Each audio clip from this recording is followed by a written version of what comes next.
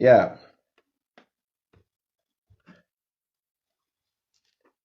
yeah, salam. Yeah, thank you very much, brother Munib Ali. Yeah, well, somebody suggested me that I should be on TikTok to just put some of the short videos I have. So I just decided to try with the videos of the scholars and whatever have you to see the response before I start putting on my self. You know, we are in the social media age, so you have to catch up. Salam, Rebecca and Rene, peace be upon you. Uh, Alexander. Alexander Washington says, "Let me cut you." Thank you, brother, for the offer. I have one expert who keep begging me to do it, but I just refuse. Baba said he's online here watching, and also brother Salis. But sometimes I just feel like being like this, you know. So, but thank you all once again for coming. It's been a while. I think it's been over 3 weeks since I last did a topic. So I just decided. I told my family, okay, I just decided let me just come on to just give a pep talk, and then I am categorizing it under let's discuss al-Islam, right? Because it has to do with Islam, the faith. That is what keeps us going. That is what keeps us together. So I just decided to come concerning that.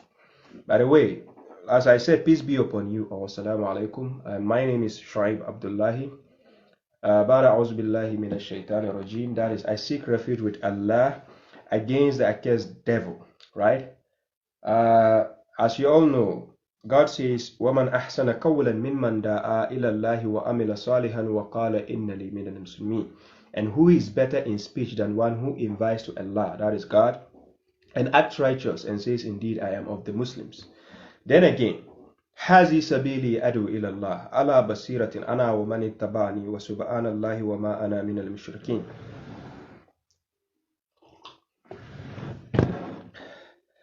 This is my way, I invite to Allah by perception. I and whoever follows me, and glory be to Allah, for I am not among the idolaters. الحق من ربكم فمن شاء فليؤمن ومن شاء فليكفر. The truth is from your Lord, so whoever wills let him believe, and whoever wills let him disbelieve. Nobody can be forced to believe anything. We all have our own reasoning, we have our own brains, minds, and hearts. We choose to use it the way we want, right? Because at the end of the day, you will be held accountable for it, not me, you, or by yourself, right? So even if I should just sit down and give you jumbles of opinions or doctrines or whatever, it all ends up to you, how you accept it or you reject it, right? That's why we need to use reasoning. So Quran chapter 17 verse 36 says, وَلَا تَخَفُ مَا لَيْسَ لَكَ بِهِ عِلْمٌ. Do not pursue that of which you have no knowledge about. If you don't have knowledge about something, don't pursue it, even if it's Shuaib saying it, even if it's Zakir Naik saying it, right? So far as you don't have knowledge, just listen to it and go and do your own research. This is what it entails. So this is why God tells you in chapter 17 verse 36, based on the wisdom he has given us, وَلَا تَخَفُ مَا لَيْسَ لَكَ بِهِ عِلْمٌ. Do not pursue that of which you have no knowledge. So you don't have knowledge on something, don't pursue it. Don't act on it. Just take it, but don't act on it. You study it. Wait till you have acquired enough knowledge from it, then you can pursue it, so that when you are being asked a question, you don't stand up and look like a fool. Then you have answers to give. You don't just do things out of ignorance just because you see other people doing.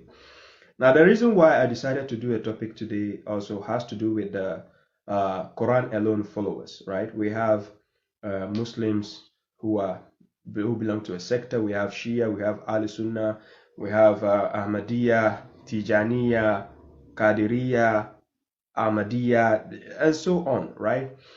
And similarly, among people who claim to follow the Quran alone, you see people addressing themselves as the Quranists. We have Koranites, we have Quraniyun, we have, right? Most of these names, they are not names that the group, the people who belong to a certain section or faction claim for themselves. They are names whereby other, counterparts give them such names, right? For instance, I've seen I've come in scenarios whereby I will encounter somebody and he will tag me as a Quraniyun, or he will say I'm a Quranicist, right?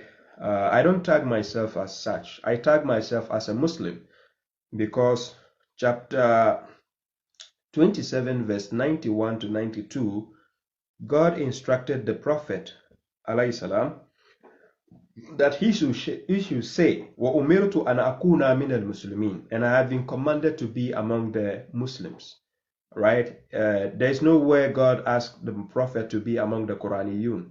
There's nothing like that. Or neither did he say he should be a Quranicist. There's nothing like that, right? These are inventions people caused for themselves. So chapter 27 verse 91 to 92, the Prophet himself said, وَأُمِرْتُ أَنْ أَكُونَ مِنَ الْمُسْلِمِينَ وَأَنْ أَتْلُوَ الْقُرْآنَ, and that I should recite the Quran, right? Because he was inspired with the Quran, so he has to recite that to the people. So what I claim to be is I'm a Muslim. I'm part of the Muslims, right? I am just a Muslim. I'm not a Quraniyun, I'm not a Shia, I'm not a Sunni, I'm not anything. I'm just a Muslim, right? Who is following the Millata Ibrahim, the creed of Prophet Ibrahim alayhi salam, right? Because that is the same creed Prophet Muhammad was asked to follow. Chapter 3 verse 95, chapter 16 verse 123, chapter 6 verse 161, and so forth, right? So that is the creed I follow. So I'm a Muslim. There's nothing like the Quran alone Muslim. That's not my tag, right? Now, don't be surprised if you see me taking myself out of that position, right? When I said I'm a Muslim, it doesn't mean I don't follow the Quran. I follow the Quran alone for guidance from God, right? But I don't tag myself as a Quran alone Muslim. That is not a tag God gave him. God gave me the tag as a Muslim. Do you see? Salam, Niko Tijani. Now, so basically the topic of today, I just wanted to give like a pep talk. And again, I'll be giving some evidences regarding what the Quran says. Then I can give the chance for reasoning, that we all use reasoning to assess the words of God. And when you're dealing with the words of God, there's nothing like assumption. There's no room for assumption. No way. There's no room for opinion. There's no room for assumption. There is no room for guessing. This is what I want to enlighten people. Please take note of this. There is no room for opinion. There is no room for assumption. There is no room for guessing when it comes to the words of God. It is either the truth or quiet. That is it. It's either you tell people the truth concerning the religion of God or shut your beak up. That is it. People don't seem to understand this concept, especially when I sit back and watch some of the most of so-called Quran alone followers, what they keep doing.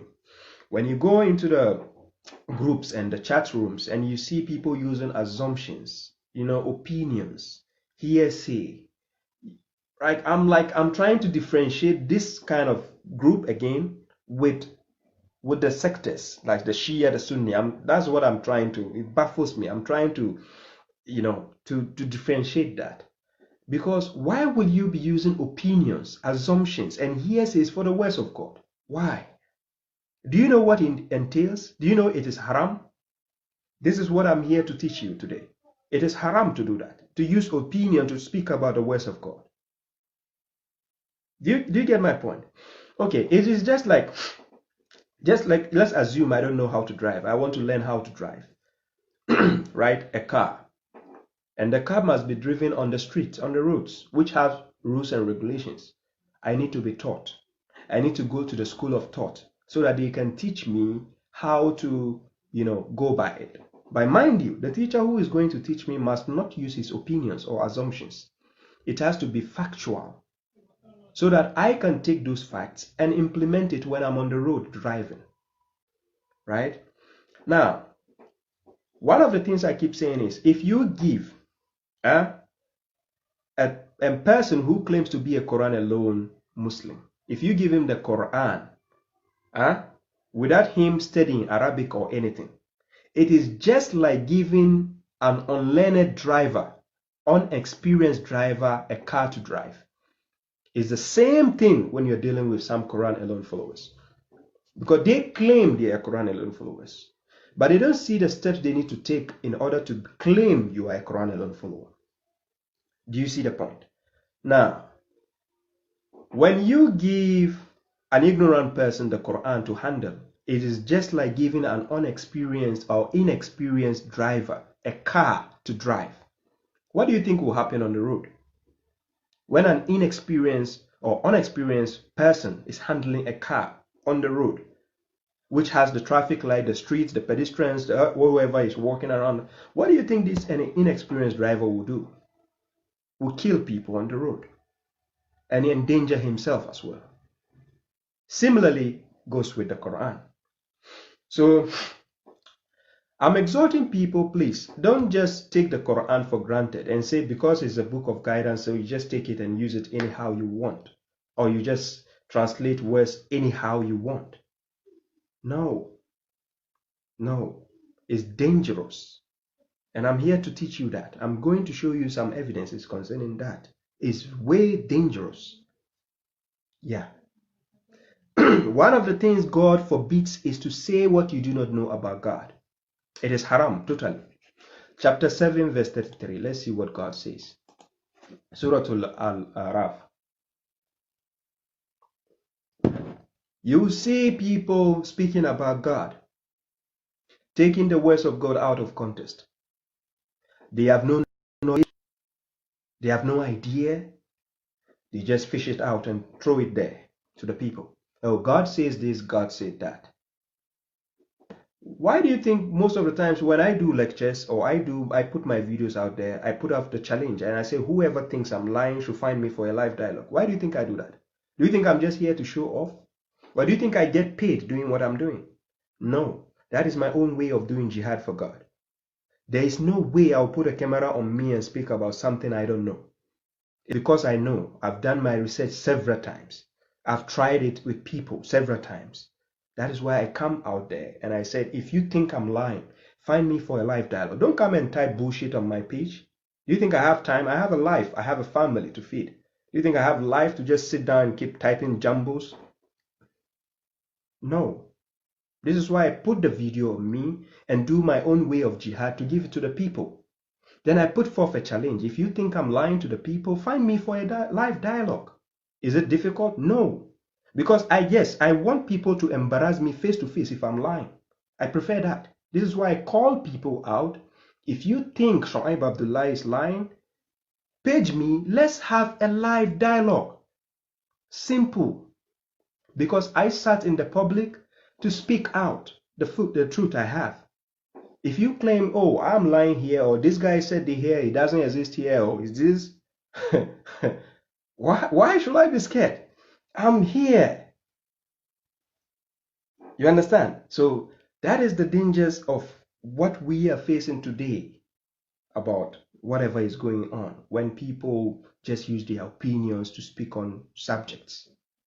Right? It's very, very dangerous. Huh?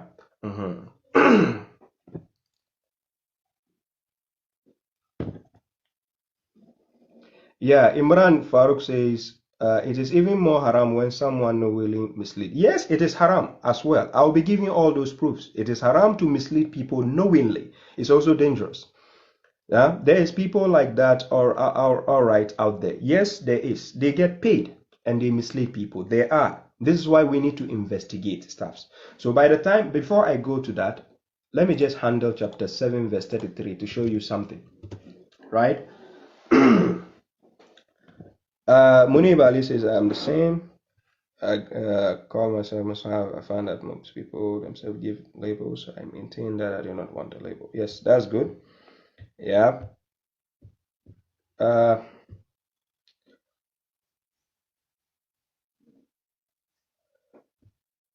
Yeah, that's true. Yeah, Munib Ali, I agree. So chapter 7 verse 33. Listen carefully what God says concerning speaking about him, concerning what you do not know about God. قل إنما حرم ربي الفواحش ما ظهر منها وما بطن. Then he says والإثم والبغي بغير الحق وأن تشركوا بالله ما لم ينزل به سلطان Then he says, وَأَن تَقُولُوا عَلَى اللَّهِ مَا لَا تَعْلَمُونَ. These categories of things I've just stated, God says, it tells the messenger to say, listen carefully what God says. He says, my Lord only forbids obscenities, fawahisha. The singular form is fahasha, fahisha or fahasha. But here it says fawahisha in plural form, obscenities. God forbids it. Then it says what is apparent thereof and what is hidden, because we have certain obscenities people do. They do it openly, and then they can do it in hiding, right? Both of it is haram by God, right? Then it says that is all these things, obscenities you do, the sins you do, both hidden and apparent, they are classified as haram. And it says oppression, that is to do oppression without what? Bigairil what? Haq, which means there is oppression which is bil haq. But this oppression, bigairil haq, is haram. What is the oppression with haq? Now, I'll give an example. God has always given you the chance for retaliation, according to chapter 42, verse 40, and chapter 16, verse 126. When somebody does evil to you, you have the right to retaliate. So when somebody is trying to oppress you and you have the upper hand, you need to oppress him back. That is allowed. So what God forbids is bigair al-haq, when you do the oppression without justice. That is not allowed by God. It's haram. Then God says, وَأَن تُشْرِكُوا بِاللَّهِ مَا لَمْ يُنَزِّلُ بِهِ sultan. Then to associate something with God that He has not sent down any authority, that is haram. To associate the hadith of Sahih Bukhari, Sahih Muslim, or whatever else you have, which God hasn't sent down authority, it is haram by God. I'm not saying it. Right? Then God went further to say, وَأَن تَقُولُوا عَلَى اللَّهِ مَا لَا تَعْلَمُونَ. And to say what you do not know about God is haram. So now you see a lot of these self-acclaimed quranalone Muslims speaking from their mind, and you ask them a simple question. Are you 100% certain of what you just said? No, they are not. Then they will tell you, according to my understanding, or my view, my opinion. What do you mean by that? According to your what understanding? Please, 1 plus 1. If the answer is 2, is it according to your understanding, or is it just the truth? 1 plus 1, the answer is 2. So if 1 plus 1 is 2, is it just according to your understanding, or is it the actual truth? Do you see my point? The wall behind me is white.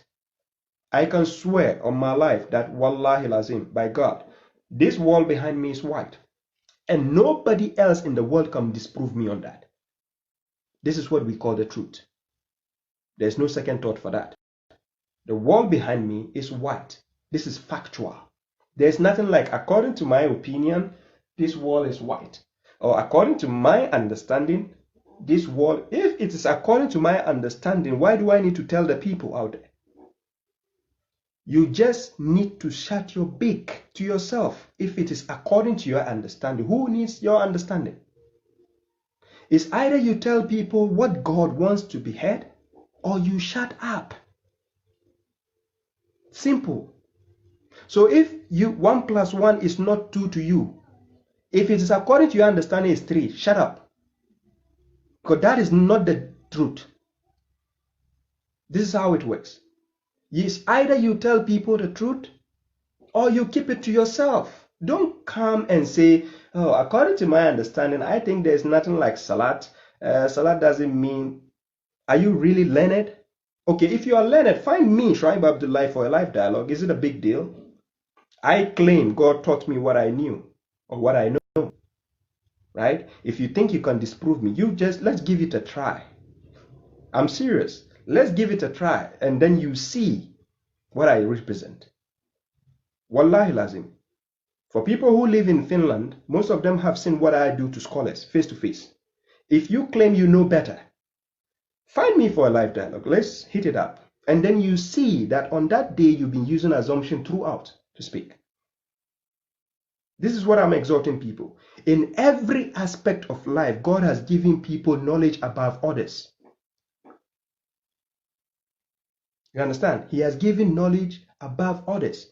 If you go to every academics, there is somebody ahead of you who has to caution you. Hey, brother, be careful. This, you don't do it this way. That, you don't do it this way. You don't just take God's book and think you know better and just do it anyhow you want. Look, if I haven't been given the audacity by God to step out and speak, I will never do what I'm doing today. Like I said, nobody is paying me for this. And I keep telling people, any scholar out there, be it a sectarian, be it a Quran alone scholar who thinks he knows better, I only ask for one thing: come for a live dialogue. I'm serious. Even if you have to come to Finland to face me, I will help to pay for your hostel. I will pay for it. Just to prove to you the gift God has given me. I give an example. If I want to be a rich person, I need to ask God for it. Then He will facilitate the need for me. If I want to be the best singer in the world, I need to pray to God. Then He will facilitate that instant for me. If I want to have patience, who do I need to call? The same God. If I want to be the best model in the world, who do I need to call? The same God. Then He will facilitate it for me. Then I'll become the best. So that is why then after that you give gratitude to God. This is how it works. The only thing I know I have earnestly prayed to God for, number one, was to make me exceptional as understanding the words of God and the Quran. This is what I prayed to God. I didn't ask God to make me exceptional as reciting the Quran better than Ali Jabir or Sudais. No, that is irrelevant because there are millions of people out there who recite the Quran better. I didn't ask God to make me exceptional at reading the Quran. No, because it's useless. If it is beneficial, then all the qira'at, all the people who do the Quran recitation, they will be the first to enter the paradise and Jannah, if it was relevant. Do you get my point? I'm not saying it's 100% irrelevant, but I'm making a crossing, I'm putting a point across. The issue is, the relevance of the Quran is for guidance, nothing else. That is the relevance of the Quran. So chapter 2 verse 185, God sent down the Quran in order to become a guidance for mankind. Nothing else. Nothing else. The Quran is to serve as a guidance for mankind. That is it. Do you get the point? So if the sole purpose of the Quran is guidance, what I pray to God to give me is to make me exceptional at understanding the guidance of the Quran. No room for assumption, right? So there is nothing like my understanding. Any of you here, if you can prove to me one of my video whereby you see me speaking with the Quran and I'll say according to my understanding or according to my view or my opinion, what the hell is that?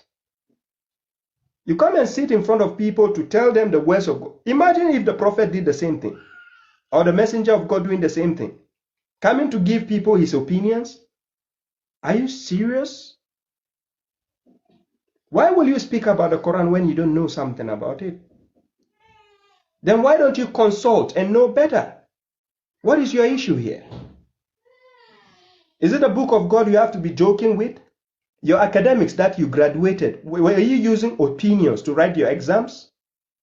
Or was it based in just like your views?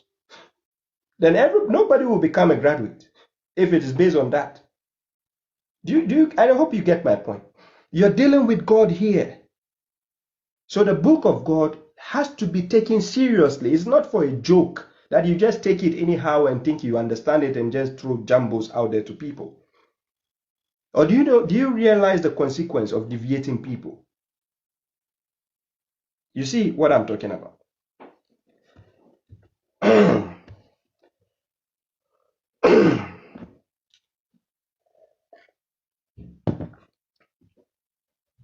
Thank you very much, Daron J. Halim. Rebecca and Rene. Yeah, Muktabul Hussein is true. the word I think or I assume or it must be avoided at all cost. If you don't know about the Quran, don't speak. Just wait till you know better. If you don't know, just tell the person, oh, I don't know much about this. So you later. Now, what I want people to understand is, when you see me up here talking in the video, I'm not just sitting here to give you opinions. And this is why after my lectures, I put forth a challenge and I say, whoever thinks I'm just lying or I made a mistake, fine. There's a room for dialogue. Let's have a live dialogue. The reason why I set the trap for the dialogue, this is where I expose people's ignorance, to tell them that, oh, you think I'm on the video just... No, I give you an example, ladies and gentlemen. It's just like watching football. Do you know sometimes when we watch soccer, football, you will be watching players like Cristiano Ronaldo or Lionel Messi. They are fumbling sometimes, even though they are the best, but sometimes they can get he and the goalkeeper, but he throw the ball away instead of scoring. Now you that fan out sitting outside, you might think you know better, saying, oh, look at Messi. He got the goalkeeper with the empty net, he couldn't score. Oh, what a shame. Then you'll be telling people, oh, if it was me, I would score better. Really? Join him on the field and see how it feels like. I'm serious. You join him on the field and see the difference. Do you see what I'm trying to explain here? The point, you see me sitting here with the video on me. Look, it takes a lot of boldness and courage to put a video on you and speak about God. For a fact.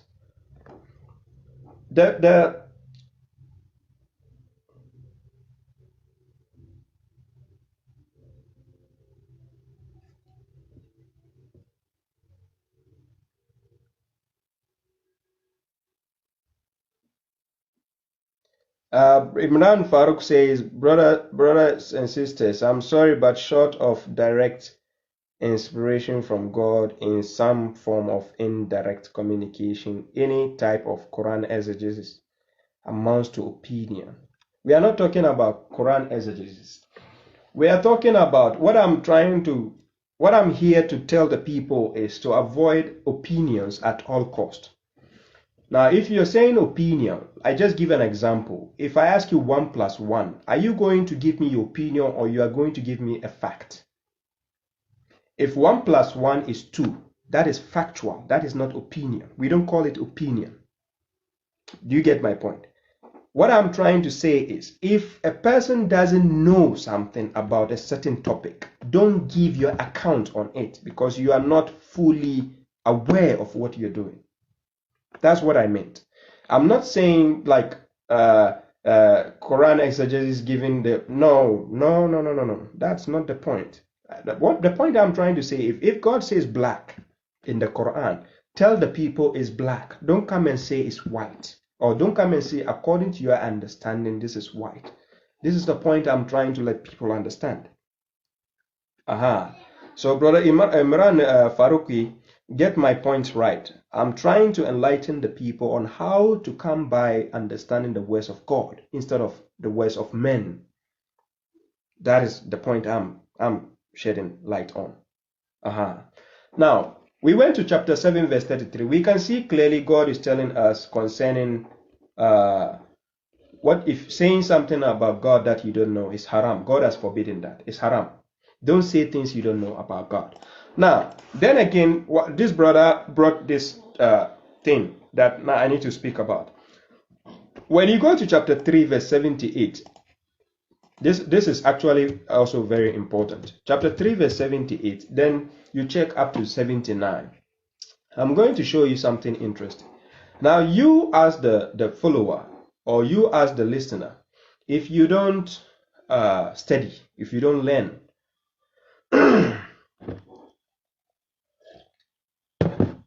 Muqtabul Hussein says, are you a footballer, bro? As you always give examples from football. Well, I've played football before and I used to watch football a lot. So I know about football, you know.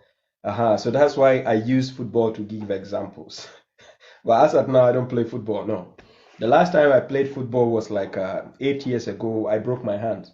So I stopped playing football. Now, chapter 3, verse 78, then we cross-check to 79. Let's see what God says. Now, God was talking about the people of the book. People of the book. But this statement I'm going to read has to do with everybody, not only people of the book. It can be anybody. It can be a Quran alone follower. It can be any other aspect of life, right? So God says, وَإِنَّ مِنْهُمْ لَفَرِيقًا يَلُؤُونَ أَلْسِنَتَهُمْ بِالْكِتَابِ لِتَحْسَبُوهُ مِنَ الْكِتَابِ وَمَا هُوَ مِنَ الْكِتَابِ وَيَقُولُونَ هُوَ مِنْ عِنْدِ اللَّهِ وَمَا هُوَ مِنْ عِنْدِ اللَّهِ وَيَقُولُونَ عَلَى اللَّهِ الْكَذِبَ وَهُمْ يَعْلَمُونَ. Now, what is God saying? God says, and indeed among them is a group who distort the book with their tongues to make you consider it is from the book. Do you see? Then what happens? While it is not from the book, and they say it is from Allah, that is from God. While it is not from Allah, now it's not from God. And they say a lie about God, they know. Now, do you see one of the things I'm talking about? We have a group who distort the book of God with their tongues. Not the writing. The writing itself is intact. We have people who twist the words with their tongues. Something is not there, they claim is there. Right? To make you consider it is from the book. So you, the one who don't want to study and find knowledge, you will think what the person is saying is from the book, while it is not from the book. And God says, they say it is from God, while it is not from God. And they say a lie about God while they know. But why would they say a lie if you, the one they are talking to, if you have been investigating and checking, cross-checking, do you think they can lie to you? No. But because you don't cross-check, because you don't hold them accountable for it, they will keep lying. And these are most of the scholars being paid out there. This is what they do. And this is why I, Shoaib Abdullah, I give you benefit of the doubt. Whenever you see me giving a lecture, I quote the references for you. I give you the verses and reference, right? So that you study for yourself. It's like a weapon I'm giving you. It's no more about me. I give you the message and go my way. So after giving my message, then I claim, if anybody out there thinks I'm deceiving the people or I'm lying to the people, I only ask for one thing, because I sat in the public to speak. So if you want to refute me or disprove me, what is the best place to do that? The same place I sat to speak my points. That is where you come and disprove me for my audience to know, oh, Shoaib has been misleading people. Simple. But if you go and write an article somewhere, you go to a group to write your jumbles, do you think I have time for that? Or have you ever seen Mike Tyson leaving the ring to go and fight on the street? Do you think he's nuts? He fights a professional boxing. Then you want him to leave the ring to go outside and go and do street fight. That's stupidity. So Mike Tyson says he is the best in the ring. You have to follow him in the ring. This is where you go and beat him. Then people can know, oh, we thought Mike Tyson is strong. Not knowing there's somebody stronger than him. Simple. That is all I exhort people. Do you see what I mean? That is my point. Aha. Now, Salam Abdul Salam. Yeah. So chapter 3 verse 78, we can see God exposing certain things about people, the way they will twist words out of context and tell you it is from the book. But when you cross-check from the Quran, you find out that it is not from the Quran. So why are these people telling you this is from the Quran?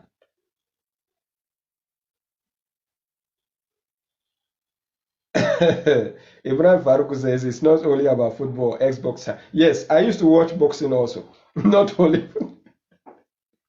But please, I have not done boxing before. I'm not an ex-boxer. You can see I still have a handsome face.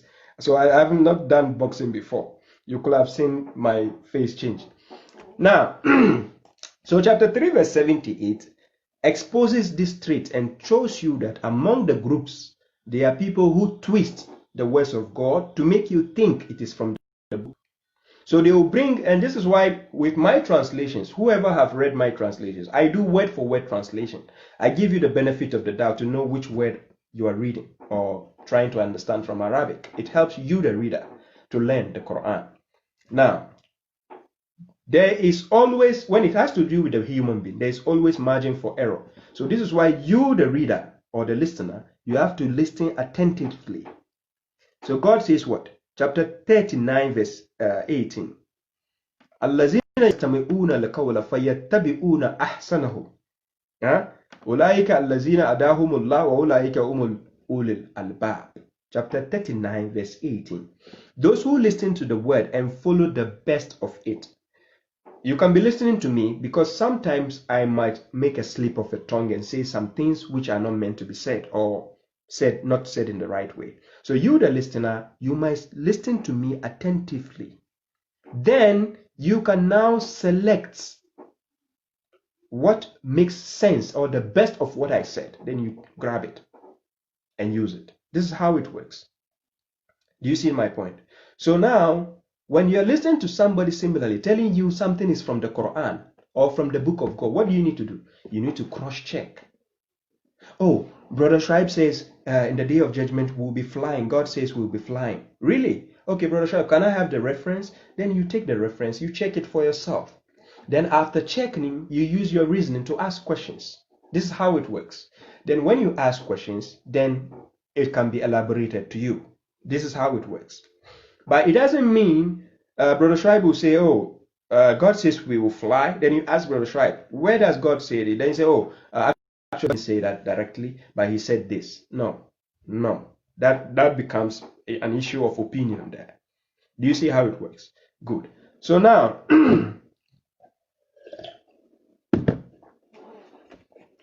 let's go to chapter 3, verse 79. Right? So God says, ما كان لبشر أن يؤتيه الله كتابا والحكم والنبوة ثم يقول للناس كونوا عبادا لي من دون الله ولكن كونوا ربانيين بما كنتم تعلمون الكتاب وبما كنتم تدرسون. Now this part is very interesting. This verse comes below chapter 3 verse 78 and this is chapter 3 verse 79. Now they are connected in such a way. This is how they are connected. God says, it is not for a man that God should give him the book, al-kitab, the judgment, the hukmah, that is the governance, the how to judge people, right? And prophethood, nubuwatan. Then he will say to the people, be my servants, like serve me besides God, just like the sectarian Muslims are doing. They are telling us that Muhammad alayhi salam said to the people they should send salat upon him and they should serve him, they should do other things for him. That is service to mankind again, right? Good. Then God says, instead the messenger will say, be my servant besides God. He will not say that, but instead he will say, right, be spiritual leaders, rabbaniyina. This is a spiritual leader. Be rabbaniyina through what you have been taught of the book. Because somebody brings the book to you to teach you. Just like when we go to school, academics, our teachers teach us the syllabus, the book. You have to be taught. You, the student, don't have to be given the syllabus and told, go home and go and study. No, you mess up. So a teacher needs to teach you the syllabus. After teaching you, so God says, through what you have been taught of the book and through what you have studied. Because when a teacher teaches you a book, you go home and study the same book. You don't go home and study something else. You fail your exams. So a teacher comes to the class to teach you a syllabus. That syllabus the teacher teaches you, you go home and study the same thing in order to remain in your head. Do you understand?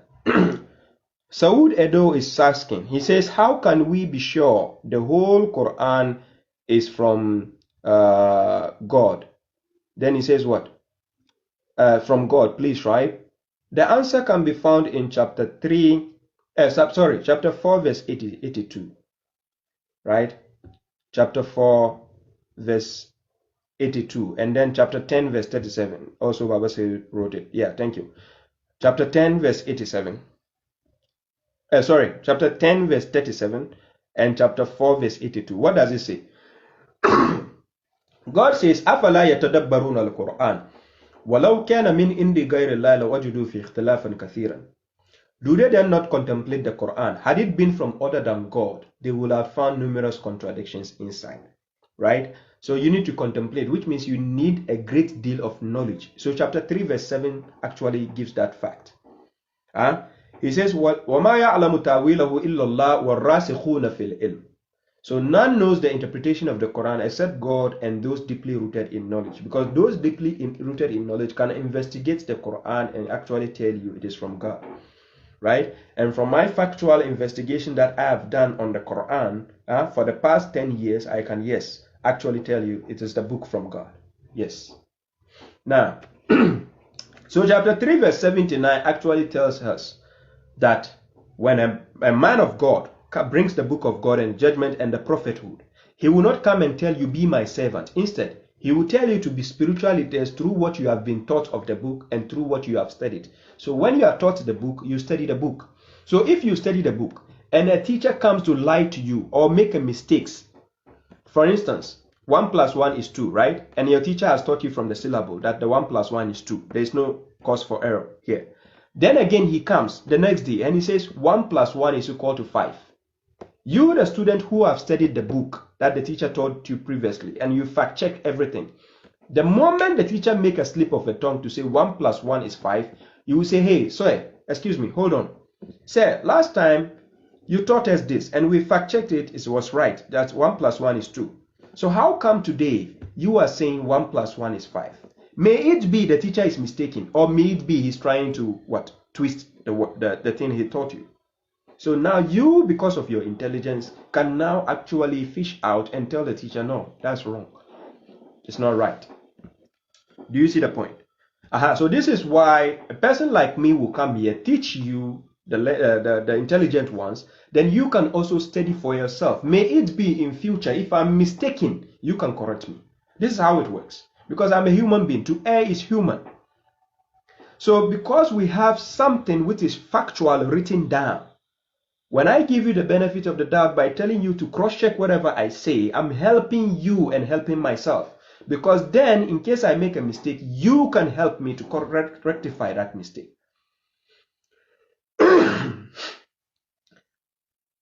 Smith Adam says, brother, is Jesus coming back? No, till the day of judgment, he's not coming back. Chapter 3, verse 55 and chapter 5, verse 116 to 117 gives that fact. Jesus is not coming back. Most of the scholars will quote chapter 19, verse 33 and tell you that this is where Jesus is coming back. It's a lie. When you check chapter 19, verse 15, Yahya was told the same thing. Peace be upon him the day he was born. Peace be upon him the day he will die. And peace be upon him the day he will be resurrected alive. This same 3 instances was given to Jesus also. So does it mean Yahya is also coming back? No, unless the day of judgment. Right? So whoever tells you Jesus is coming back before the world ends is a lie. Jesus will only be coming back on the day of judgment. That is it. So I've taken you to chapter 3, verse 78 to 79, and we've seen the evidence of people who twist the words of God to tell you something which is not from God, but they will say it's from God. Why is not from God? Right? So chapter 17 verse 36 tells us not to pursue what we do not have knowledge about.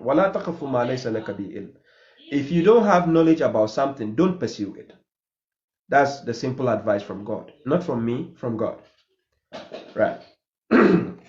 Now, when we go to chapter 6 verse 116, the reason why you don't need to pursue what you don't have knowledge, because a lot of people are using assumptions and opinions. And so God is giving you the tactics as to how to be cautious of your surroundings. Because a lot of people like to use assumption, opinion, and guessing. So this is what God says in chapter 6 verse 116. Why did God say this to us? That is one of the reasons why he tells you, وَلَا تَقْفُ مَا لَيْسَ لَكَ بِهِ عِلْمٌ. Do not pursue that of which you have no knowledge. Saud Edo is asking, are some people already in heaven before the day of judgment? No. They are with God, but not in the paradise. Paradise, until the day of judgment, then we would be judged and then put in paradise. Even though in some verses you see the angels telling the people at the time of death, Adkhulu fil Jannah or Dakhala Jannah. Doesn't mean they are entering straight forward. I gave this example last time. When you go to the airport and you are traveling, after showing your boarding pass, they tell you check in. You go and check in. When you go, you know you are going to the flight, but there is a waiting room where you go and wait till when the flight is open, then you go and enter. So similarly, when we die, if you are a disbeliever, you go to where we call Barzakh, chapter 23, verse 99 to 100. Barzakh. This Barzakh, this is your waiting place. You wait till the day of judgment. Chapter 23, verse 99 to 100. Right? And for believers also, when they die, they are with God. Enjoy. Right? They are with God. Now, Saud Edo is asking again, he says, where is God? Now, the simple answer can be found in chapter 57, verse 4. God is everywhere. God is not stationed like one place we say, oh, God is sitting here waiting. God is everywhere. Chapter 57, verse 44. Verse 4, sorry. Wherever you are, God is there with you. Right? So there is no one location that we will pinpoint that God is here. You cannot say God is there. You understand? So he's everywhere. Right? Abu Idris says, is Christianity in Al-Quran? Now, Christianity is a formulated religion. The word Nasara, which originally means a partisan, a supporter of something. Isa alayhi salam called his people to be Ansarullah. Ansarullah means supporters of God. But supporters of God through Jesus. So let's see the verse where it says, chapter 61, verse 14. Let's see what God says concerning that. So Isa said, God says, Ya ayyuhallazina amanu kunu ansarullahi kama qala Isa ibn Maryama lil hawariyina. Then he says, Man ansari ilallah. Who will support me to God? So if you are a supporter of Jesus, we call you a Christian because Jesus is Christ. Masihu is Jesus Christ. So when you support Jesus to God, you are called a Christian. So this is the concept of Christianity. But the doctrine that Christianity have today has been changed. They changed it to a new doctrine which is not given by Jesus or God. You either see Paul or you see John, you see Luke. They are giving their own account of what Jesus said. Right? So if you are trying to follow the Bible, the New Testament especially, you have to go for words that Jesus himself spoke directly that they they wrote down. If you are going to take the opinion of Matthew, Mark, whatever have you, Paul, then there's a problem. Right? So the concept of Christianity, Nasara, when we say Nasara, it comes from the word Ansarullah, the Ansar. The Ansar means supporter of God, of Jesus to God. So this is where people formulated the word and say Christians, because they are supporters of Jesus to God, not supporters of Jesus as in worshippers of Jesus, just like the Christians of today are doing. They are worshiping Jesus himself, which is wrong. Right? Yes, so Christianity can be found in the Quran, but it has to do with the right way of worshiping God, not Jesus. Right?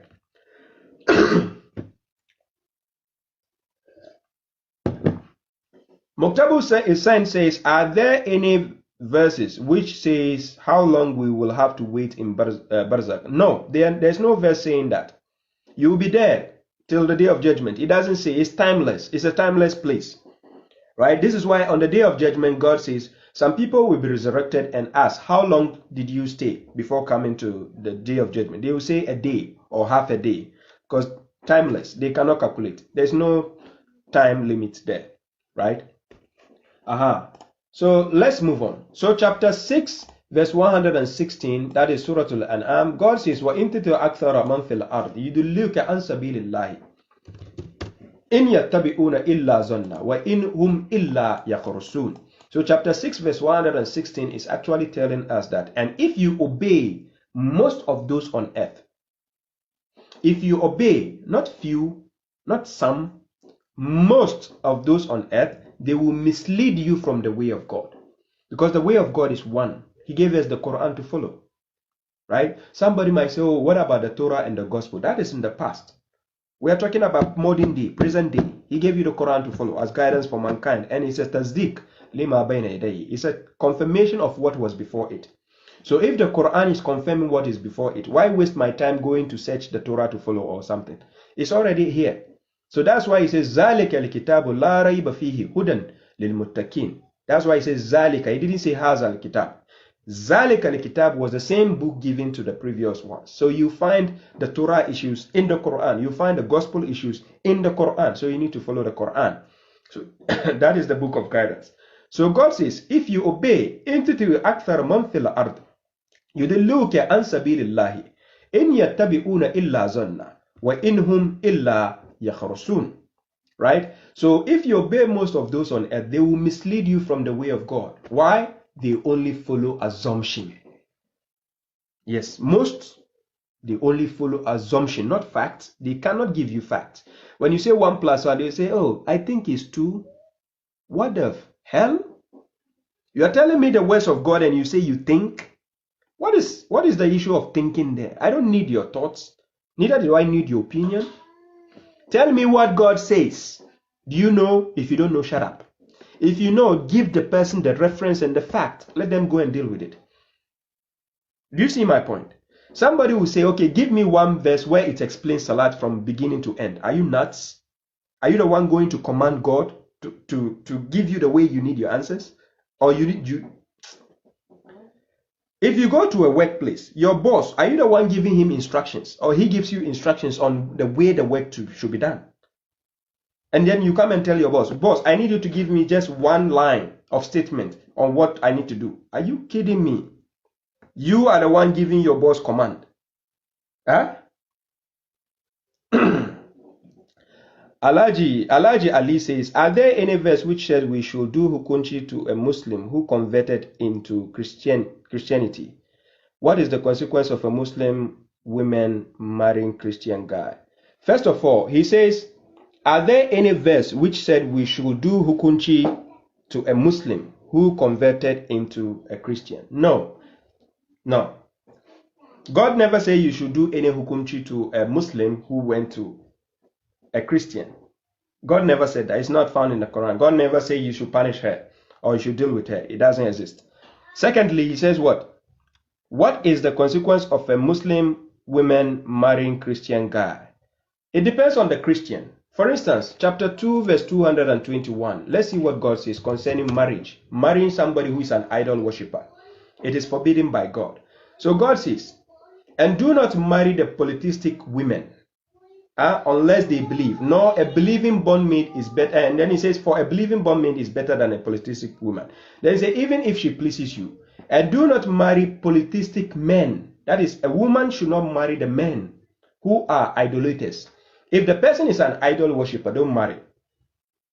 But if you take the context of chapter 2, verse 221, God gave the criteria. If the person is an mushrik, don't marry. If she is a mushrikat, don't marry. Do you see the order there? But chapter 5, Suratul Ma'idah. Let's take the context of chapter 5. Then I take you to verse.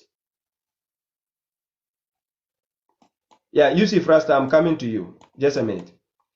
Let's take the context of chapter 5, verse 5. Suratul Ma'idah. Let's see what God says. So God says, today, lawful for you are the good things, as well as food of those who were given the book is lawful for you, and your food is lawful for them, as well as the chaste among the believing women and the chaste among those who were given the book before you. You see here it is allowed to marry, but the chaste, when we say chaste, a person who follows the rules of God, right? Who is pious enough to follow the rules of God, the words of God. Among Christians, we have people who don't even celebrate Christmas. They don't celebrate Easter. They don't consider Jesus as the Son of God. They only consider Jesus as a prophet. We have such Christians. They are few, right? And we have Christians who establish the Salat. They pray in the night. They get up. They pray to God. They worship God. They bow down. They do other things. Now, such Christians who don't do idol worship, they are allowed to be married, right? But an idol worshipper, according to chapter 2, verse 221, is not allowed. Whether it's a man or woman, it's not allowed. But according to chapter 5, verse 5, if that person falls in this criteria, becoming a chaste, muhsanat, then you can marry her or him, right?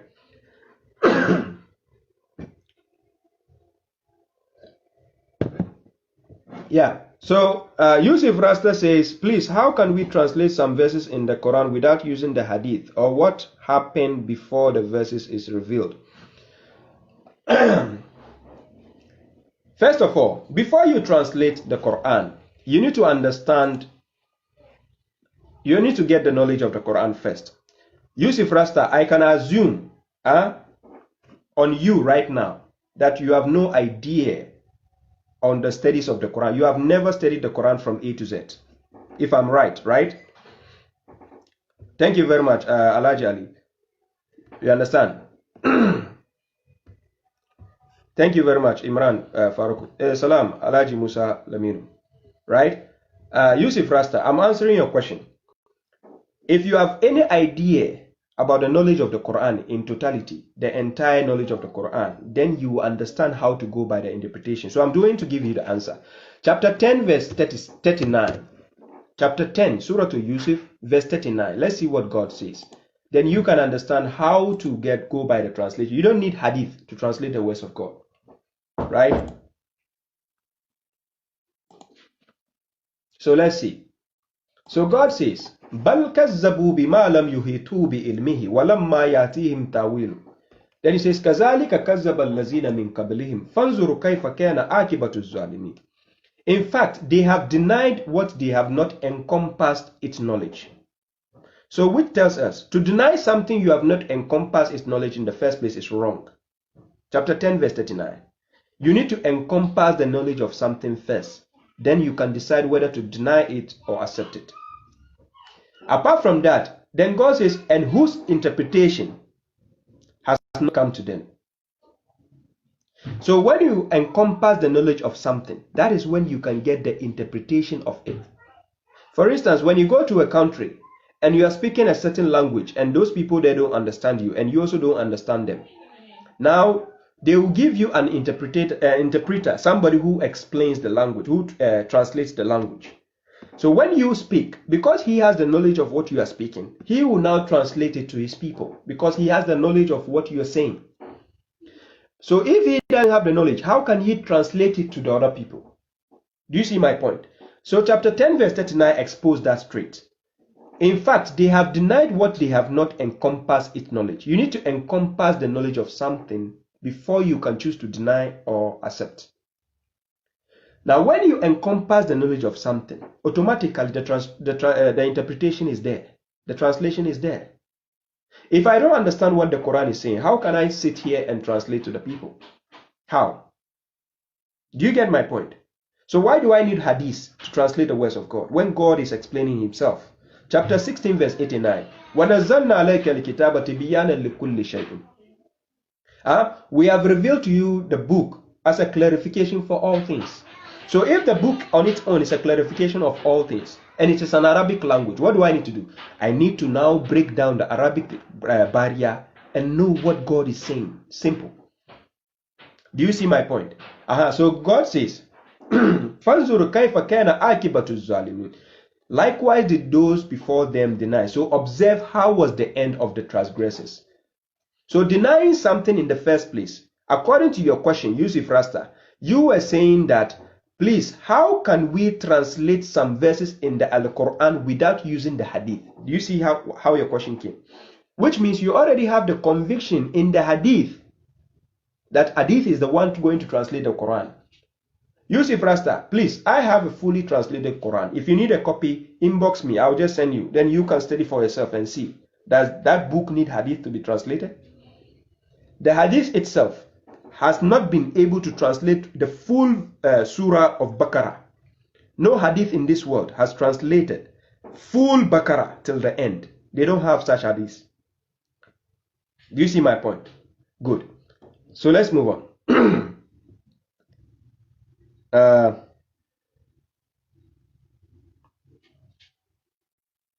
Exactly, Alhaji Ali, if a Christian guy who doesn't do idol worship is allowed to marry, yes, he can marry her.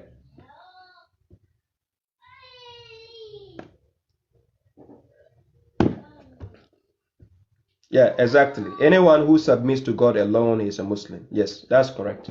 Yes. So, like I said, chapter 6, verse 116, God is telling you, if you obey most of those on earth, they will mislead you from the way of God. So you need to be cautious. The reason is because they only follow assumption. They only assume Now, because of that, when we go to chapter, how do you call it? Chapter 10, verse 32. Chapter 10, verse 32. This God is telling us this. Kakazama kakaida mo, dunkaida mo na deportu kana kai kaba.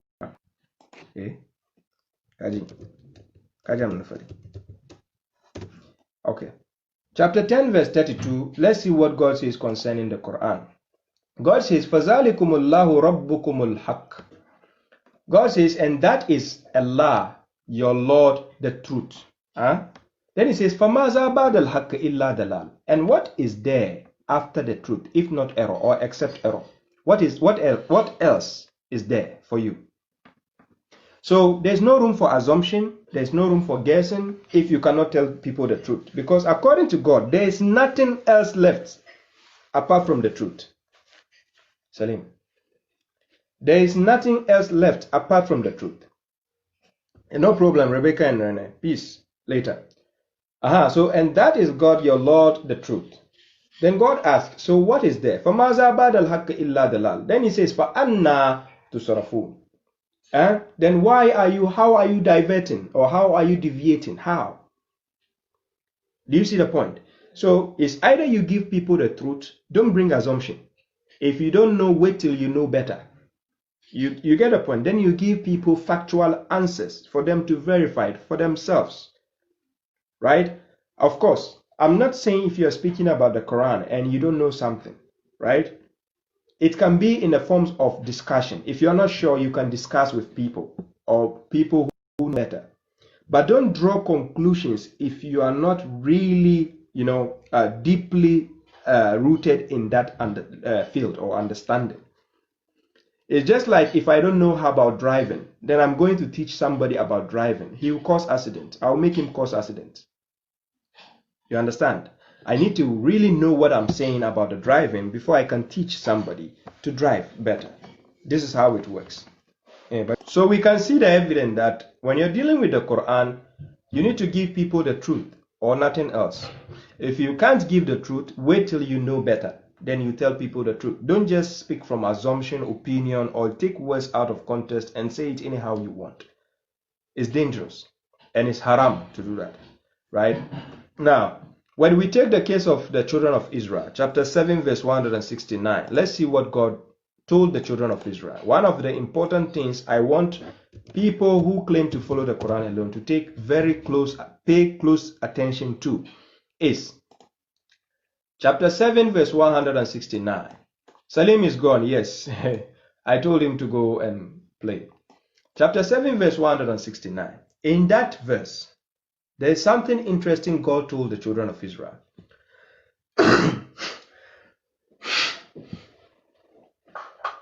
And what is that God told the children of Israel?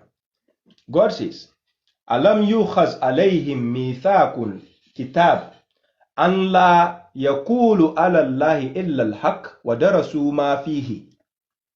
What does the verse mean? God says,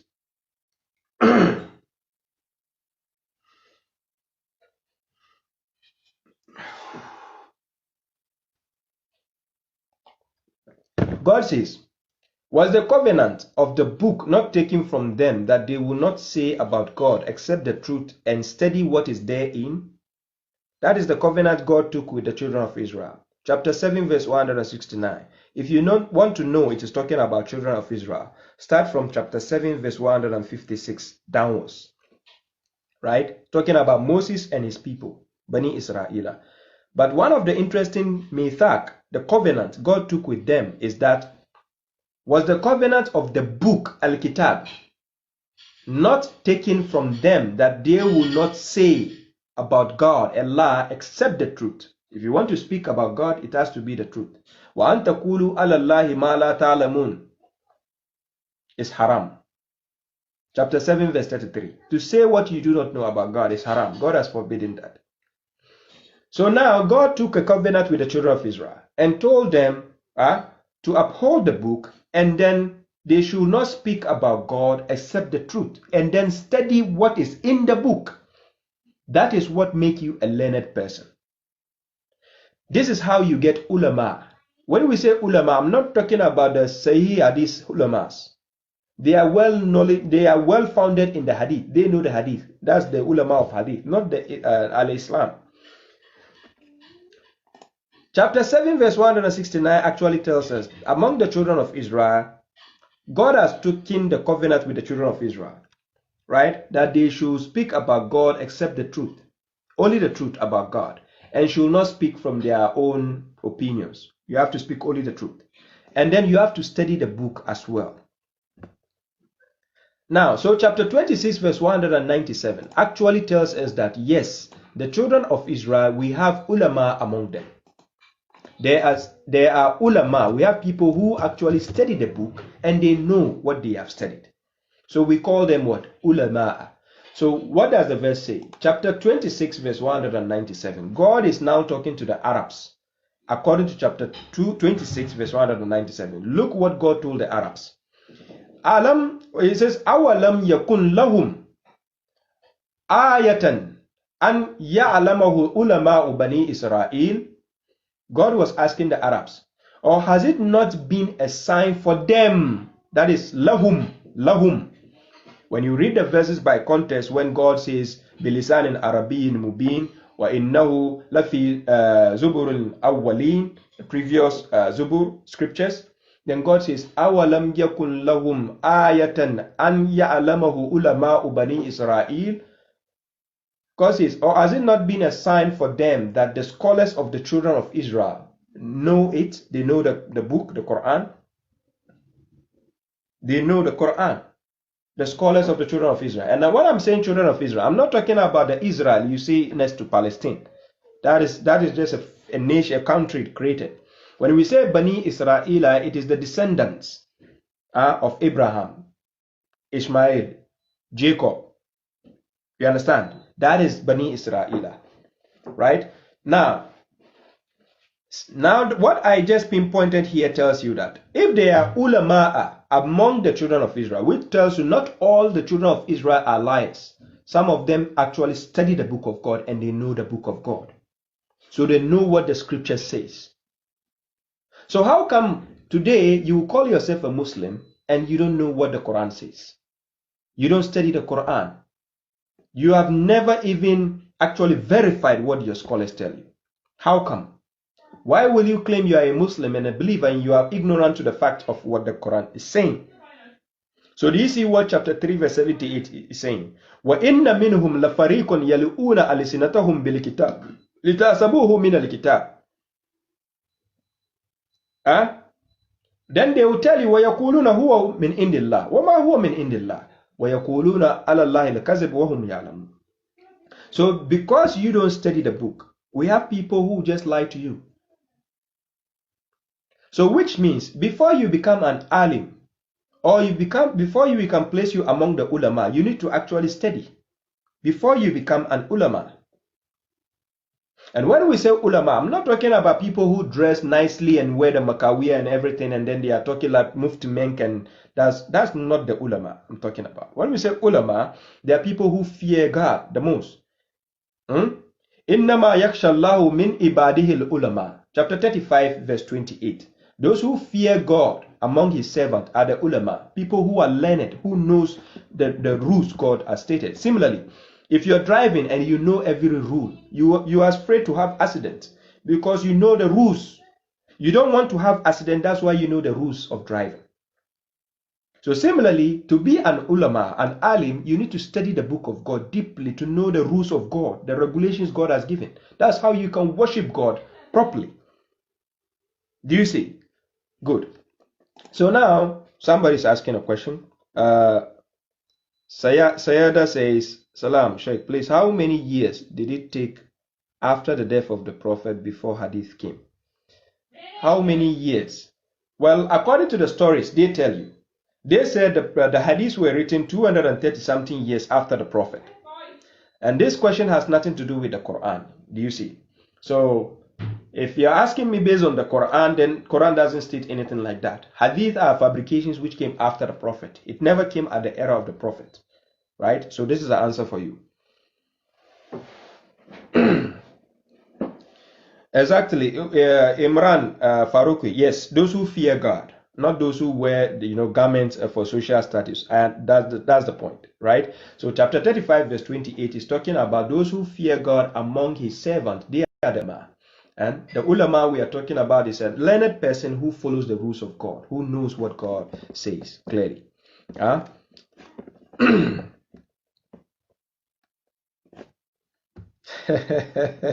Rashid Kasa, yes, the Hadith followers are following me closely. They know what I'm saying.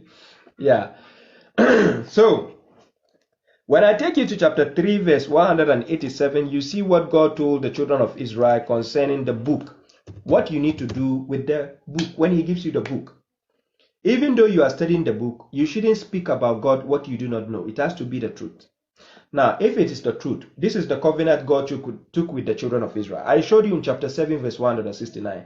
God took a covenant with them. They should speak only the truth about God and to study the book. After studying the book, what do you need to do? Then God says in chapter 3, verse 187, and when God took a covenant with those who were given the book, that you shall make it known. You shall clear it. You shall make it clear for the people. You make it known to the people. And do not conceal it. So similarly, because I have studied the Quran, I now bring it out to the people. I don't need to hide it after knowing something from it. I need to bring it out to the people. So there's covenant with the Bani Israel. And when God took a covenant with those who were given the book, similarly, the Quran was given to us. We have it, right? So why is it that after knowing something from it, studying it and knowing, why are you hiding what God says? You need to bring it out to the people. That is a covenant. So now you shall make it known to the people and do not conceal it. Do not conceal anything you have studied from the book. That is if you have studied and you know what you're saying. I'm not talking about opinions. Do you see? And God says, but they discarded it behind their backs and traded it for a little price. And wretched is what they were trading. This is what some of the children of Israel did. So now God is going to warn we right now, the believers. God is going to warn us. Let's see what God says. Chapter 2, verse 159 to 160. Chapter 2, verse 159 to 160. Let's see what God says in that verse. God says, Inna allazina yaqtumuna ma anzalna min al-bayyinat wal-huda min ba'di ma bayyannahu lin-nas fil kitab. Ulaika yalhanumullah wa yal'anumul la'inun. This is very, very interesting. Look what God says. Indeed, those who conceal what we have revealed of the proofs and the guidance, after that which we have made clear in the book to the people. Then God says, those are the ones whom God has cursed, and they are cursed by the curses. Do you see it here? Now, how can I conceal something if I don't know it? I can only conceal something when I know what it is. Do you see it? So now God is telling us, indeed, those who conceal, when we say yaktumuna, it comes from the word katama. Katama means to hide something, to conceal something. Katama. Now this katama, God is saying, those who hide, those who conceal, what ma anzalna min al-bayyinat, that is the proofs that God has given, the clear evidences. Wal huda, we all know what the guidance is. Haza hudan, chapter 45, verse 11. Chapter 2, verse 2. Zalika al-kitabu la rayba fi hudan lil muttaqin. Chapter 61, verse 9. Huwa allazi arsala rasulahu bil huda wa dinil haq. We all know the Quran is the huda, the guidance.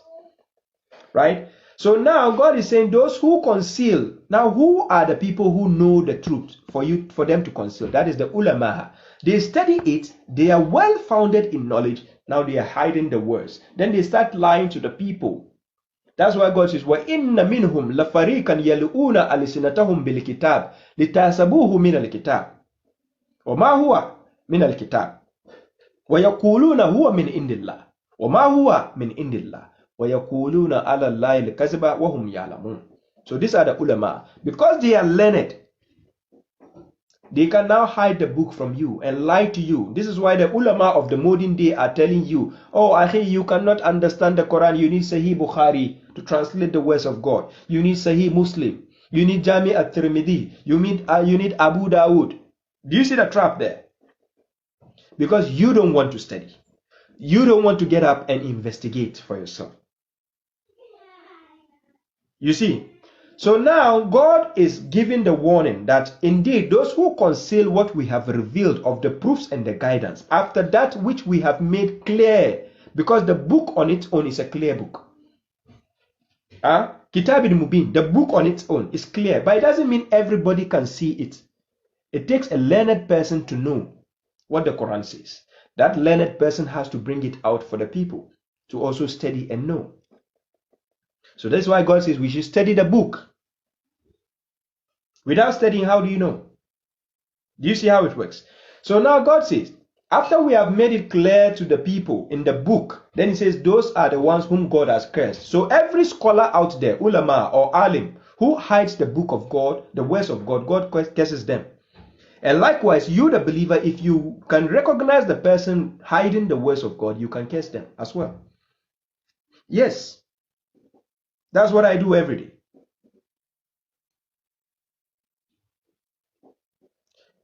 Imran Farouk says, scholars aren't the only ones. There is also people on payrolls who conceal what they know or deliberately twist the word when they know it. So we have to be very careful out. Yes, it's true. People are on payrolls, and actually we can classify them as scholars because they know. When somebody knows something, that is an alim. That's the word ilm.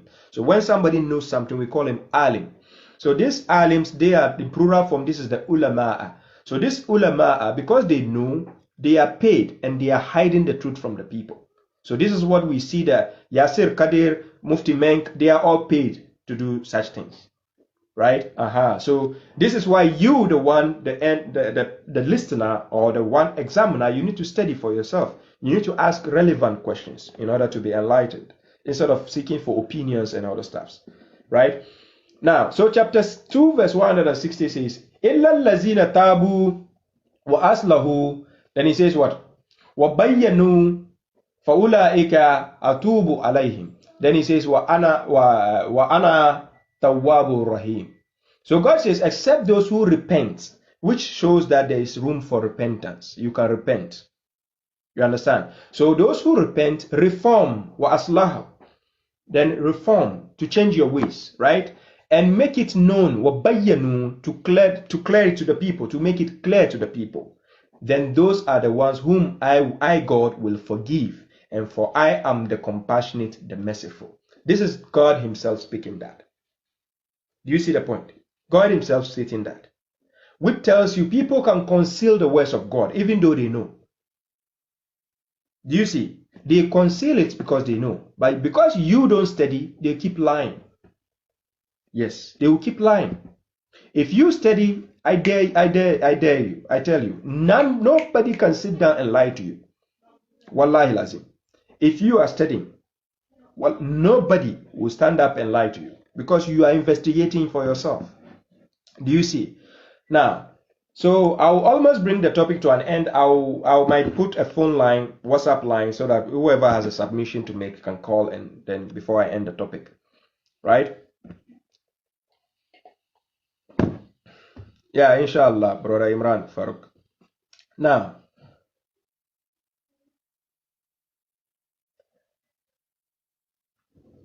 yes, Miraj Wasikur, yes, that's true.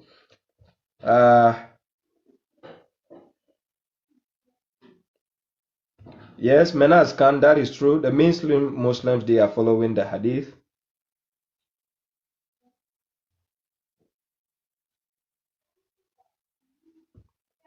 Yeah, I know that is their propaganda, my sister. When somebody upholds the book of God, they hate him, right? They don't like you.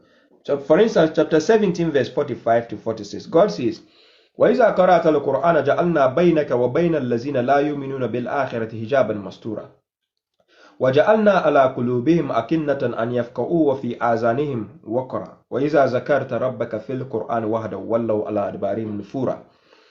It tells us that the Quran here Whenever you read the Quran to the people, those who don't believe in the hereafter, there's a concealed partition which is blocked on their heart and their ears, so they cannot comprehend what you're saying, right? So when you mention your Lord in the Quran alone, they hate it. They turn back with aversion. They hate you. Simple. They hate you. They don't like you. This is where they start giving you names and say Quraniyun, or they say Quranites, or they say Quranicists, because they hate you, right? So simply that happened to the Christians back in the days when people start tagging them Christians, Christians, Christians. So this is the same thing. Like I saw Muqtabil Hussain wrote earlier, from the answers I gave, the best name for them is Ansarullah or Nasara. The Nasara means somebody who champions something, to support, to patronize.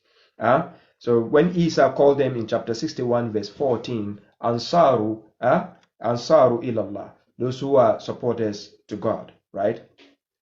So when you go to chapter 29 verse 49, God says, "Bal huwa ayatin bayyinat fi suduril lazina utul ilm, wa ma yajhadu bi ayatina illa zalimin." So chapter 29 verse 49 tells you, in fact, the verses of the Quran, "Bal huwa ayatin bayyinat," are proofs for those who have been given knowledge. The Quran, the verses of the Quran are just proof, evidence for those who have been given knowledge. And none rejects the verses of God except those who are transgressors. They are the ones who reject the verses of God. Do you see? So for ladies and gentlemen, whoever wants to call on the program, if you have a WhatsApp number and you want to just call, I think I have few minutes. I have less than 30 minutes to end the topic. I'm just putting the number up there.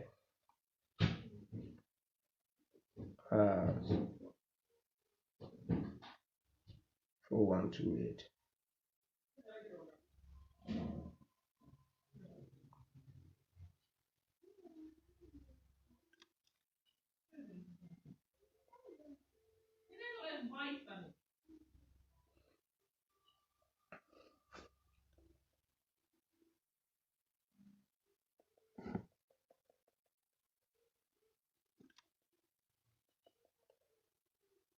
Yeah, I have a WhatsApp number put on the page, on the screen if you look below, right?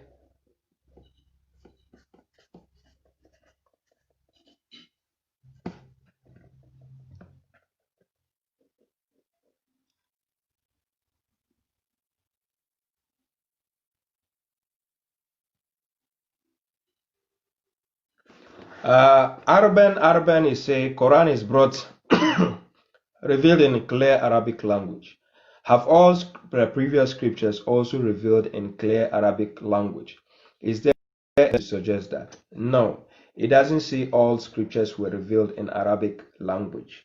However, there is a verse in chapter 46 verse 12. Chapter 46 verse 12.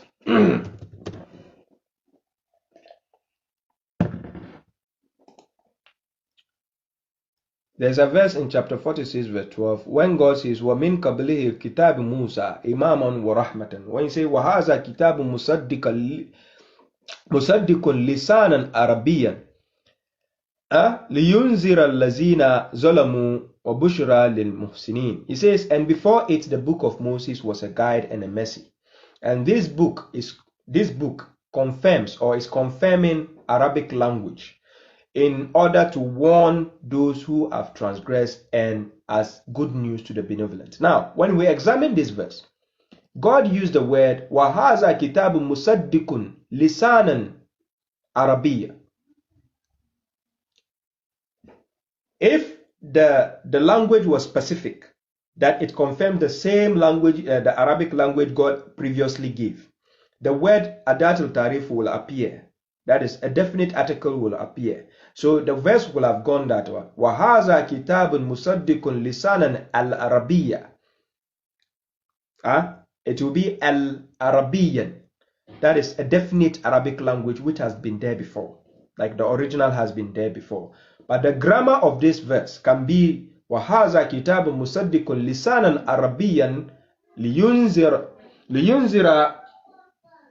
لِيُنْذِرَ الَّذِينَ ظَلَمُوا وَبُشْرَى لِلْمُحْسِنِينَ. So the verse goes that way. And this book confirms or is confirming in Arabic language or confirms Arabic language in order to warn right? So it is in Arabic language, but it doesn't mean previous books were in Arabic language based on chapter 14, verse 4. So let's check what God says. God says, وَمَا أَرْسَلْنَا مِن رَسُولٍ إِلَّا بِلِسَانٍ قَوْمِهِ لِيُبَيِّنَ لَهُمْ. And God says, and we do not send a messenger except by the language of his people in order to clarify to them, right? So a messenger comes with the language of his people, right? So similarly, when we deduce Prophet Muhammad, because he was an Arabian, he came with the language of his people, right? So he came with Arabic language to the people. But the Arabic language has to be what? Mubin, from God, right? But there is no verse where God says previous Moses had Arabic book or other prophets. No, it doesn't say that. You get the point. Yes. So ladies and gentlemen, you can. I still have some few minutes to go. You can ask me some questions. Then I just take it out. Then I leave the topic. But like I said before, I was just giving the enlightenment concerning how some of the Quran alone followers deal with the Quran. The method they use is totally wrong. You don't deal with the Quran like that. You don't deal with the Quran like an elementary book, right? You need to actually be deeply rooted in knowledge before you speak on God or the Quran. You don't just start arguing when you don't have knowledge on something. Chapter 22 verse 8 says, وَمِنَ النَّاسِ مَنْ يُجَادِلُ فِي اللَّهِ بِغَيْرِ الْعِلْمِ وَلَا هُدًى وَلَا كِتَابٍ مُنِيرٍ. Among the people are those who argue about God without guidance, without knowledge, and without an enlightening book. So they just will start arguing based on ignorance because they don't have knowledge on the entire topic. It's just like you find a student talking about, let's say, how do you call? You find a student talking about, let's say, biology, and yet he hasn't graduated on the knowledge of biology to be able to talk about it, but he will just be using assumption. Then at the end of the day, when you ask him, are you really deeply rooted knowledge? Do you have deeply rooted knowledge in biology? Then you start saying, yeah, I'm still a student, I'm studying. Then why are you even arguing concern that? If you are still a student, wait till you graduate. You see how it works. You wait till you graduate. Then there's room for, but if you are still a student, there's room for improvement. So don't just go and argue, showing off your ignorance out there, especially when it has to do with the words of God. You need to actually know what God says first before you go to the people. So it baffles me when I find people arguing about topics they have no idea, right? They have not even finished studying the Quran. If you ask most of Quran followers, have you even finished checking the Arabic context of the Quran, finished studying the Quran? They will tell you no, right? And then it has to do with the words of God, and you are just here using your opinions whilst God is telling you to say what you do not know about God is haram, is forbidden. God has forbidden that. You don't know something about God. Why are you speaking about it? Right? You don't know something based on the Quran. Why are you speaking about it? Why are you even arguing about it when you don't have full knowledge on it? Do you see? Thank you very much, brother Imran Farooq. Yeah, thank you. God bless you too. Right? So, yeah, Yasim Al-Katan, that is true. So you see, when I see people doing that, I'm like, so sometimes I'm speechless. And I'm not speechless because I'm scared of people or I'm scared of, I'm speechless because of the magnitude of people's ignorance when they are speaking on the Quran without knowledge, right? That's what makes me speechless. How can you, according to the Quran, he says you don't have to argue with an ignorant person. No. وَأَعْرِضْ عَنِ الْجَاهِلِينَ. He says turn away from an ignorant person. Don't go arguing with an ignorant person. It's a waste of time. So when I see people manifesting their ignorance, they share ignorance, I just sit down, start wondering. I'm like, does this person know the magnitude of what they are doing or what they are saying? So then I cannot even say a word. Chapter 7 verse 199, it says, Huzul afwa wa amuru bil ma'ruf wa arid anil jahilin. He says, turn away from the ignorant, those who are ignorant. When a person is ignorant, don't waste your time arguing. You just turn away and go. Yes, because any word you say, you cause a havoc when you're dealing with an ignorant person, especially on certain topics based on the Quran. You will see people speaking about the salat, yet they don't have any knowledge. Just because they read certain couple of articles somewhere and they say, oh no, salat cannot be prayer anywhere. Ask them to translate chapter 3, verse 38 to 39. What was Zechariah doing? Was he following closely there? Or was he sleeping? What was he doing? Who was he talking to? What is the meaning of prayer? An act of communicating with a deity. So if you tell me salat cannot mean prayer, what does it mean then? It means following closely. So then what was Zechariah doing? How do you translate that? Following closely. You see. So we have ignorant people. If you tell them to even translate just chapter 1 by themselves, they can't. If you tell them to even read chapter 1 by themselves and translate it by themselves to you, they can't. But then they want to speak on secondary matters or issues, complicated issues from the Quran. And I'm like, excuse me, is that how you were taught in your academics? When you started going to school, is that how your teacher taught you? Your whatever you know, how you became intellectual? But when you investigate, most of them are teenagers, right? Most of them are teenagers. They are young kids having access to the computer, and they can access certain things and then they use it anyhow. Imagine giving my Salim, imagine giving him my tablet or my phone. You can see the outcome. The screen might end up breaking. And for a matter of fact, I gave him tablet last time. He broke the screen. You understand? So similarly, you give some people access to the Quran. This is what you're causing. You're causing a big havoc. Most of them are teenagers, and most of them are now going into their 20s. So they lack what we call reasoning and wisdom for a certain standard. That it takes them time to understand certain things. Kara Farah is saying, does Allah and angels pray to Muhammad? No, they don't. Allah doesn't pray. And if Allah is praying, who is he praying to? You understand? Allah doesn't pray and his angels don't pray to Muhammad. There's nothing like that in the Quran. Right? So if you want to learn, just humble yourself and learn. Yasim Al-Khan says, it's like debating a wall. Eventually you get tired and the wall will claim victory. Exactly. You get tired. Yasim Al-Khan, that's true. So we have people who just use their ignorance. And to be honest, most salat can be prayer, no problem. Kefara, no problem. It can be prayer. And I guess you are new to Islam and you are new to the Quran. No wonder you don't have a profile picture. You put an avatar there. You know, so most of the people who have the concept or ideologies of certain concepts about Islam, you can find them on Facebook. They don't have profile pictures. They don't have identity. And to talk about identity, you don't even know their personality. And most of them, from my fact check, I can tell you they are teenagers or they just turned 20s recently. Do you understand? So that is the point. So we have a lot of ignorant people out there. They refuse to study. And it's all about ego and embarrassment. So this is what I said. If you think any of my lectures that I do, I'm deviating people, I always ask for one thing. We can have a live dialogue. And the live dialogue is set so that the people can see, oh, Brother Shuaib, what he said, was it a mistake or right? Of course, if you are the one telling the truth, why not? I will humbly follow you. Simple, because it's about the truth. You understand? It's not about any personal ego, or it's about who is telling the truth. That's what matters. You see the point. So when you are giving people the truth, there is no, like I said, there is no room for assumption. It's either you can give the fact and walk away. So the fact, the next person who picks up the fact is no more going to say, oh, Brother Shuaib gave me this. No, he can prove it for himself because he has cross-checked it and studied it. Do you see how it works? It's fact. That is fact. So the Quran, what Quran gives you is giving you the truth, nothing but the truth. And Quran tells you there is nothing else left after the truth. Anything which comes after the truth is falsehood. So now if I tell you 1 + 1 is 2, I have to just tell you 2 and prove it and walk away.